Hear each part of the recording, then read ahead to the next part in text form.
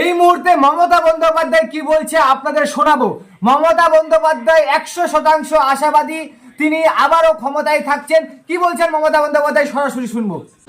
সবাইকে নমস্কার জানিয়ে বলছি, প্লিজ দয়া করে কেউ কাউন্টিং এজেন্টরা এবং প্রার্থী ক্যান্ডিডেটরা তারা ভোটিং এলাকা ছেড়ে আসবেন না।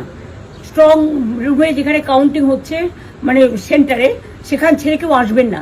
এটা বিজেপির প্ল্যান। প্রথম 2-3 রাউন্ডে আমি কালকে থেকেই বলছি যে ওদেরগুলো আগে দেখাবে, আমাদেরগুলো পরে দেখাবে।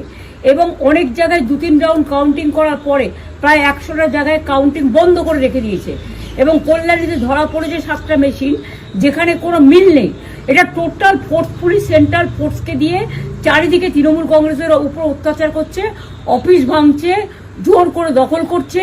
এসআইআর নামে আপনারা দেখেছেন ভোট লুট করেছে যাতে যে সিটগুলো জিততে পারে। কিন্তু এখনো এমন 70টা সিট আছে, 100টা সিট আছে যেগুলো আমরা এগিয়ে আছি, সেগুলো বলছে না। টোটালটাই মিথ্যে নিউজ খাওয়াচ্ছে। আগে ডিআইসিও এই খবরগুলো দিত, কিন্তু তাকে কালকে চেঞ্জ করে দেওয়া হয়েছে। টোটালটাই ইলেকশন কমিশন নিজের ইচ্ছে মতো খেলছে, এবং সাথে কেন্দ্রীয় বাহিনীকে নিয়ে। এবং আমাদের পুলিশরা টোটাল মাথা নত করে কেন্দ্রীয় বাহিনীর আন্ডারে কাজ করছে।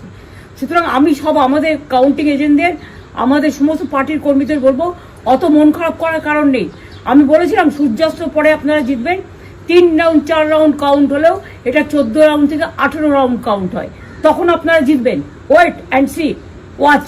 আমরা সবাই আপনাদের সাথে আছি, আপনারা কেউ ভয় পাবেন না, নিশ্চিন্তে থাকুন। আমরা বাঘের বাচ্চার মতো লড়াই করে যাবো।